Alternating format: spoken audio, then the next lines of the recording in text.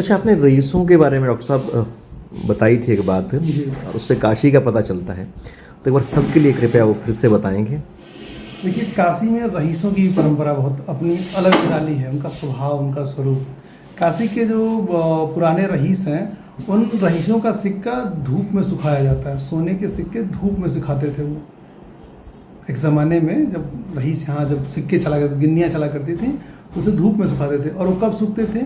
दिवाली और होली के समय में, ठंडी और गर्मी के समय में। गर्मियाँ जब आ जाए तो होली के समय में, ठंडियाँ आने वाली हो तो भाई सुखा करके उसको अंदर रखना है। इसका उद्देश्य समझिएगा, भाव समझिएगा। वो किसी को पैसा अपने हाथ से देंगे तो देने का भाव आएगा, अपने मन में अहंकार आएगा, और जो पाएगा उसने पाया है इस भाव, उसके मन में छोटेपन का भाव आएगा। तो ये भाव ना आए, ठीक है। और जब वो छत पे सूख रहा है और रोज सुबह तौल के जाता था और शाम को तौल के आता था, तो एक निश्चित संख्या में जब गिन्नियाँ कम हो जाए, मतलब वजन कम हो जाए, तो मान लिया जाए कि अब जो है वो गिन्नी, वो सोने का सिक्का सूख गया है। होता क्या था इस बीच होता क्या था, उनकी धर्मपत्नी थोड़े थोड़े गिन्नी निकाल करके धीरे धीरे अपने जितने भी काम करने वाले लोग थे उनको देती रहती थी कि होली आ गया है, दीपावली आ गया, आपका खर्च कैसे मैनेज होगा, जो त्योहारों का एक्स्ट्रा खर्च है वो मैनेज कर लें। काशी के रईसों में एक परंपरा और है। होली के समय में जब वो घूमते थे तो किसी के ऊपर पीछ पान खा के थूका, छींटा पड़ गया, तो उसे माफ़ी वाफ़ी मांगी, उसको घर ले आए, उसको नया वस्त्र दिया। या अपने छत के ऊपर वाले बरामदे में बैठे हुए हैं और वहीं से उन्होंने जो है नीचे थूका, उसके ऊपर 4-6 छींटे पड़ गए, उन्हें पलट के गाली दी।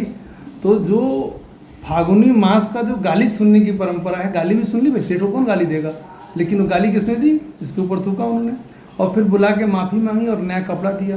तो न देने का भाव है, क्योंकि कंपनसेट कर रहे हैं, कपड़ा गंदा कर दिया, और जो ले रहा है उसको ये भाव नहीं कि हमको सेठ जी दान दे रहे हैं, वो ये ले रहा है कि हमारा कपड़ा ख़राब कैलन तो दिहन कैसे ना ले लिए। और जो यहाँ रईस है वो रिक्शे पे घूमने की एक परंपरा यहाँ पे है, रिक्शे पे घूमते हैं। आप देखिए काशी घूमने का मज़ा है, जो थ्री व्हीलर चलाते हैं अपने पैरों से, उनमें घूमेंगे। तो हमारे एक बड़े बुजुर्ग रहे, मैं उनसे पूछता था हमेशा कि चाचा साझी के दिन ये सब कपड़ा वपड़ा बढ़िया सरिया के कहाँ जाला, तो कल जाएगा गुरु घूमे, कहूँ चले का, हमको नहीं तू, हमके नहीं ज़्यादा तू चला जा, तू हम ना जा। तो वो जाते थे और कहते थे हमके तब का हो कि आज रबड़ी मलाइयो कटे खा चल बा, हमके नहीं आप जाइल जाए। वो जाते थे रिक्शे से, तो वो लोग करते क्या थे, 2 पुरवे में लस्सी, दही, ठंडई, मलाइयो कुछ भी खाते थे। तो वो सीजन के हिसाब से 2 पुरवे मंगाते थे, 1 पुरवा 50 ग्राम का और 1 पुरवा 100 ग्राम का, और छोटा पुरवा अपने लेते थे, बड़ा पुरवा उसको देते थे। तो बालपन में मैंने उनसे कहा ऐसे ही कि चाचा ई का बड़का वाला ओके दे दिला, छोटका वाला अपने ले लो, ये कौन बात है? तो क्या बोले जानते हैं, क्या भाव है, वो रईस हैं, उनको फीलिंग कैसी है। उन्होंने कहा दिन भर हम बैठल रहीला घरे अपने, जब पान भुला कैसे बोलते थे, दिन भर बैठल रहीला घरे में, कितना खाब तो वही बताओ कितना खाब। अरे बच्ची वो दिन भर रिक्शा खींचेला, 100 ग्राम माल ना जाए शरीर में तो कैसे खींची। आप भाव समझिए कि वो अधिक मेहनत कर रहा है, उसको अधिक कैलोरी चाहिए, तो उसको बड़ा पुरवा, और हम कम खाने की आवश्यकता है हमको, तो हमें कम कैलोरी की आवश्यकता है तो हम कम खाएंगे।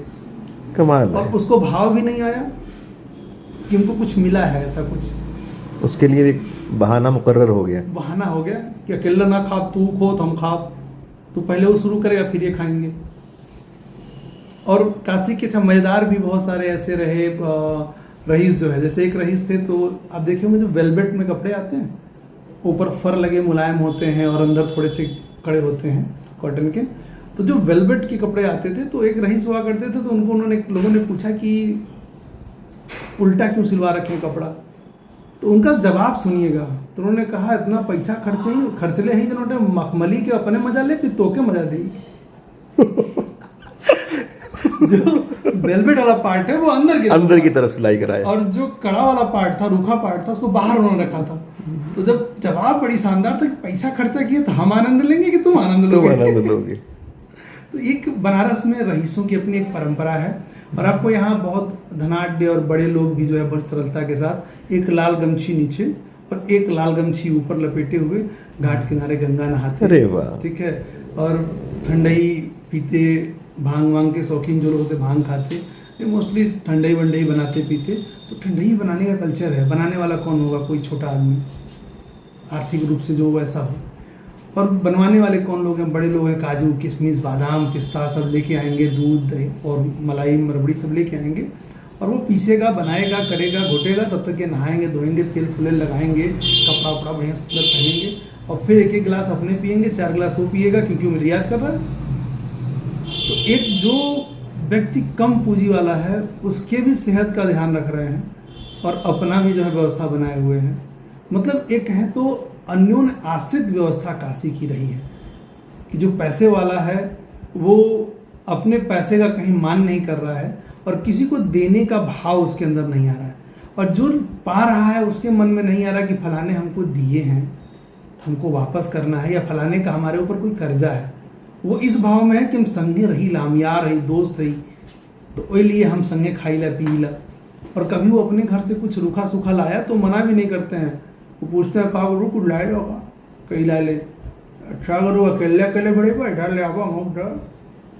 अब समझिए उसके क्या भाई, वो गरीब आदमी रूखा सूखा कुछ होगा, उसको भी बड़ी प्रेम से लेकर के अकेले अकेले भौजी बना कर बैठी डरो, अकेले भिड़ा चक्कर में पड़ गए लग।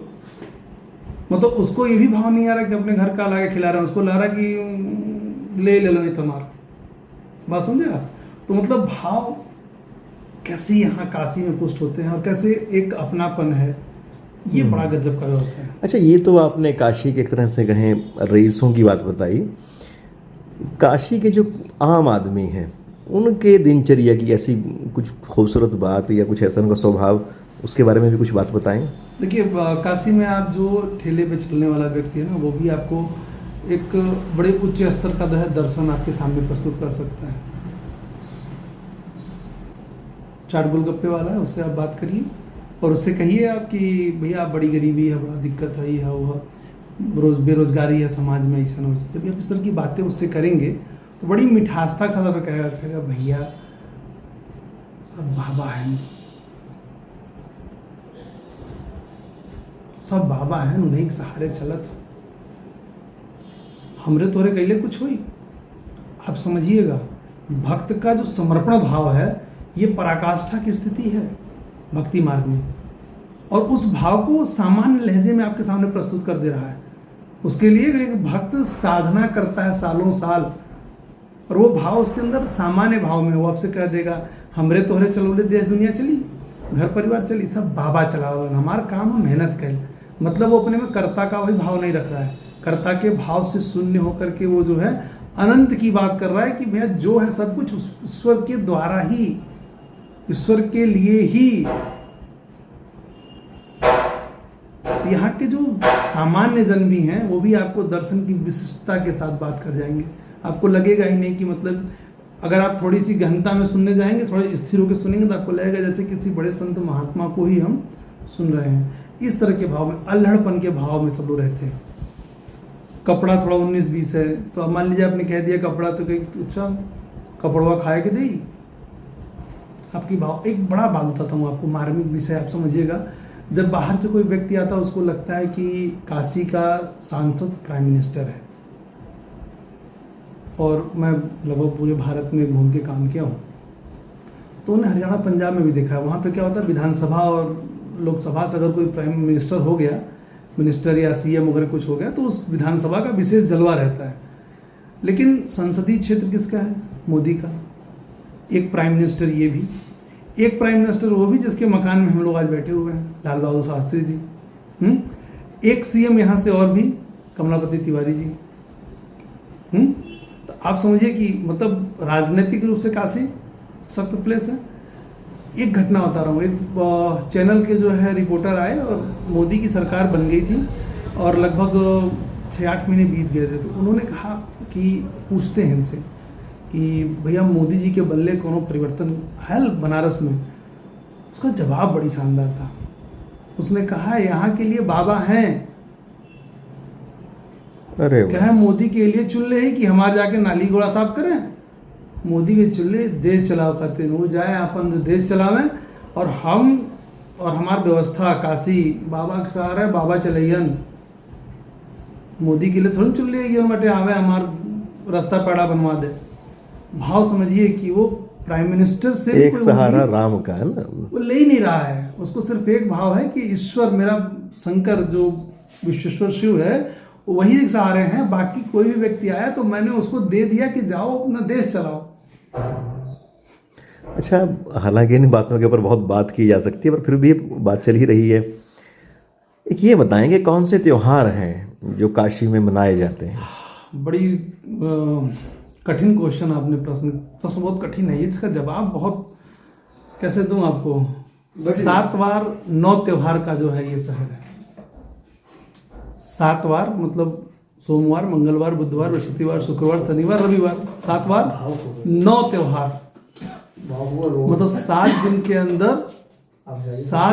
अंदर 9 त्योहार मनाने वाला शहर है। कौन सा त्योहार बताऊं आपको जो है यहाँ बहुत विशेष है।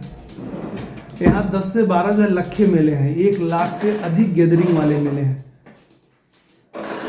नागनथैया, भरत मिलाप, रामलीला, इसके बाद जो है रथ यात्रा, दुर्गा पूजा, लखे मेले हैं। मतलब एक अभी आज के समय में नहीं, जो पुराने समय में जब बहुत कम जनसंख्या थी काशी की, उस समय 1 लाख लोगों की गैदरिंग होने वाले मेले जिनको तो लखे मेले कहते हैं। 1 लाख लोग इसमें इकट्ठा होते हो कम से कम। जो जनसंख्या यहाँ की बहुत कम थी, आज से चौथाई थी उस जमाने में। तो 7 वार 9 त्योहार, कोई ऐसा तिथि नहीं जिस दिन त्योहार ना मना रहे हो। आज भी कोई त्योहार, किसी न किसी मंदिर का जो है वार्षिक श्रृंगार होगा। कोई न कहीं जो है कथा भागवत चल रहा होगा। भगवान शंकर 12 महीने भागवत सुनते हैं। काशी परिक्षेत्र में कहीं न कहीं भागवत होता रहेगा। बात समझ रहे हैं? तो ये तो त्योहार की बात। मुख्य में आप रामनगर की रामलीला, तुलसी घाट का नागनथैया, भरत मिलाप, जो ये मुख्य त्योहार हैं। तो वो सब त्योहारों पे आप ये इसे ऐसे बहुत सारे हैं। कृष्ण लीला, बहुत सारे त्योहार हैं। लक्ष्मी जो है कुंड है, वहाँ पे जो है लक्ष्मी जी का मंदिर है। सोरहिया का मेला लगता है। 16 दिन कंटिन्यू जो सुहागिन स्त्रियां हैं वो जाती हैं, माँ लक्ष्मी की पूजा करती हैं। पितृपक्ष में जो है पितृकुंड है यहाँ पे, और मातृकुंड है वहाँ पे, और पिशाच मोचन है। बकलोदक कुंड उसे बोलते हैं शास्त्रीय रूप में। वहाँ पे वो 15 के 15 दिन तो आप जगह नहीं रहेगी वहाँ पे पूजा करने की। तो पूरे काशी में हर वक्त जो है पर वैसे भी आनंदवन तो ये है ही है। जी बिल्कुल। डॉक्टर साहब, आपका बहुत बहुत शुक्रिया, इतनी सारी बातें और इतने कम वक्त में आपने बता दी। जैसे कैप्सूल दे देते हैं किसी चीज़ का। आपसे मिलकर बहुत खुशी हुई।